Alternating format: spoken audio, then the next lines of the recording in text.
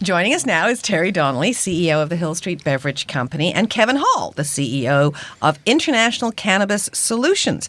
And in our final week of our cannabis series, we're talking everyday cannabis, specifically cannabis in the workplace. So thank you both for joining us to talk about that. Kevin, we want to start with you. What exactly is International Cannabis Solutions and what do you do?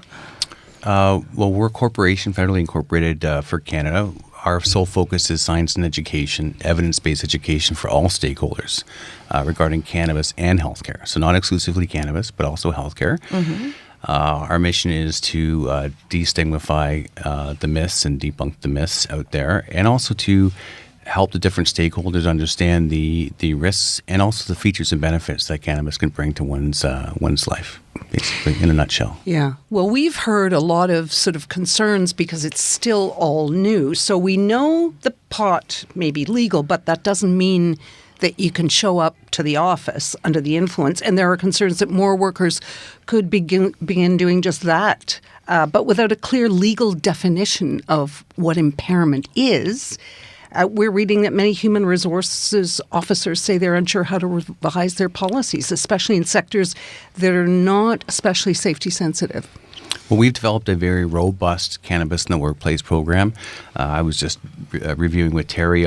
We've got over 50 different courses and curricula, everything from medical to HR to legal. We partner with one of the best cannabis law firms in Canada, Brisser Seller, to cover our labor law, and really covered all our bases in order to help mitigate risk, bad PR, and also how to accommodate for the patient, because there's a definite difference between medical and adult use, and I think that's very important. And it's important for safety in the workplace. Poly use is very one of the biggest concerns. Poly use is basically when you're combining multi-different drugs, so alcohol, benzos, cannabis, and so and so. So you have to be aware of how that all interacts with one another, and how to make sure that someone who's using cannabis for medical reasons, for example, is not necessarily getting high. And they're using a special cocktail of CBD, THC, and other cannabinoids that are prescribed by a physician. Right. That's completely different than someone who's going out and having a puff at lunch who's a recreational user. Let me ask you this, though. In sectors like the arts, an artist, a graphic artist, an ad agency, a very creative business where a person might believe that when they've had a few puffs of a joint, they're more creative. In a business like that, would there be an issue? Or is there a possibility that some businesses would say we're okay with it? Well, again, it's first of all, it's up to your internal policies, and I think it's important to know what they're going to be and what your standards are. And again, it's all about risk. So it all depends on the specific work environment. Like in that case, I wouldn't want to come out and say yes or no, because we do an in-depth needs analysis with the companies that we work for to determine, which is that actor doing stage stuff? Is he building, stages and things like that? That would be a safety sensitive area as an example. But someone who's in theater or whatnot, they may not have a problem. So, but then you'd have to talk to the unions. So the unions will probably have a policy on that too. So there's a lot of factors that go into determining that decision. So then, Terry, you're in a creative environment, but there's all kinds of different levels. You're talking about introducing a cannabis-infused non-alcoholic wine next fall. So what's your policy? You must have been thinking about this ahead of everyone else. Well, yeah, I mean, we think it's all about responsible use. And so you think of all of the companies that have a Friday afternoon, beer session. Right. And now you've got this other legal stimulant. So again, it's about responsible use, about having a policy in place that says, listen, if you are going to consume any kind of stimulant, make sure you've got a way home. Make sure you've got some way so that you're not driving under any form of impairment.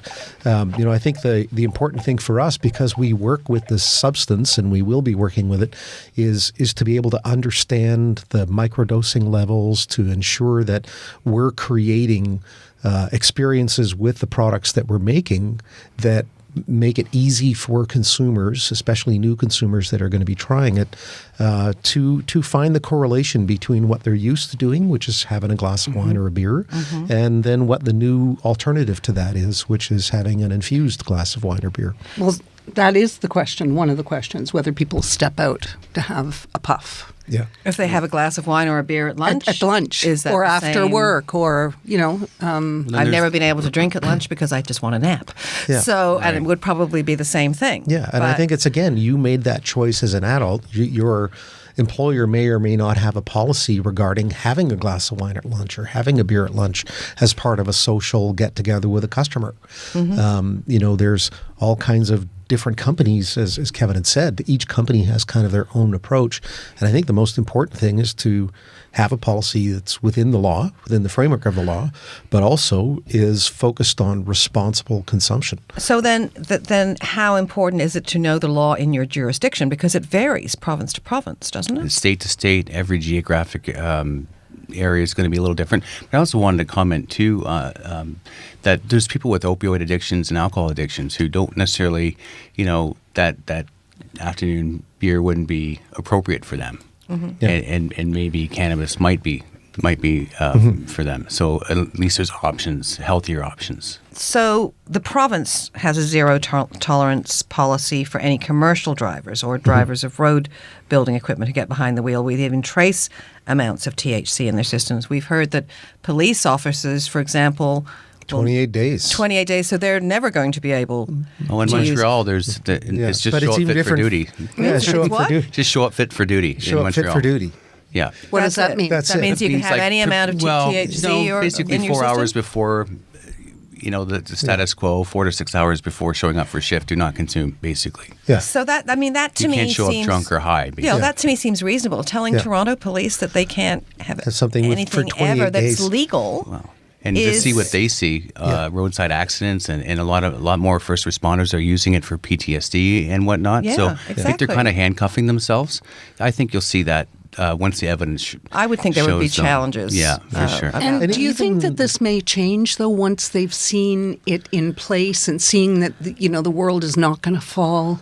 Well, I think there's going to be a lot of changes. I mean, first of all, there's probably going to be legal challenges around the legal limit of impairment in how that's measured and what it is that they're measuring. Because, the amount of THC from what I've read that's in your bloodstream that could lead to legal impairment is actually an amount that somebody could be using as a prescription drug that has literally zero effect from an impairment standpoint, but could be traced in their body weeks later after. Same with the taking some- opioids. Like Yeah. if you're on prescription opioids, your doctor will tell you wait 48 hours before driving heavy machinery. Yeah. And it's no different. That's why you're not allowed to drive yourself home from the hospital. kind of Yeah, thing. you know yourself if you're high. Yeah. So in terms of workplace, can people ask, for example, I would want to make sure my doctor wasn't stoned, especially if I was going into surgery. Yeah. I would want to make sure that my financial advisor was not trading stoned, my account,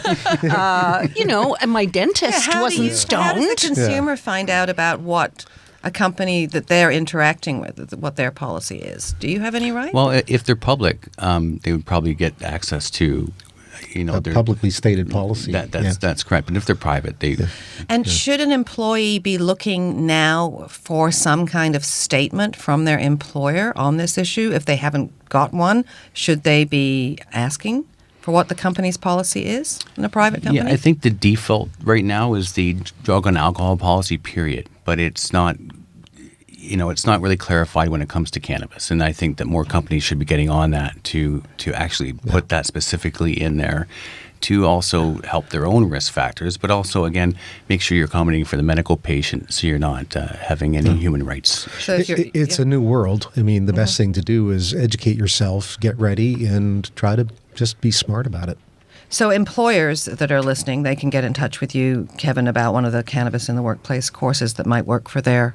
Yeah, we build probably a full day curricula depending on the size of the company. Okay. And what their needs are. And how do people get in touch with you to learn more about that? They can reach me at Kevin at internationalcannabissolutions.net or internationalcannabissolutions.net and just inquire for more information. And Terry Donnelly, obviously you're going to be working on Absolutely. everything Yeah. is good. And they can find out on what you're doing at Yeah. hillstreetbeverages.com. Absolutely. Thanks. Well, she said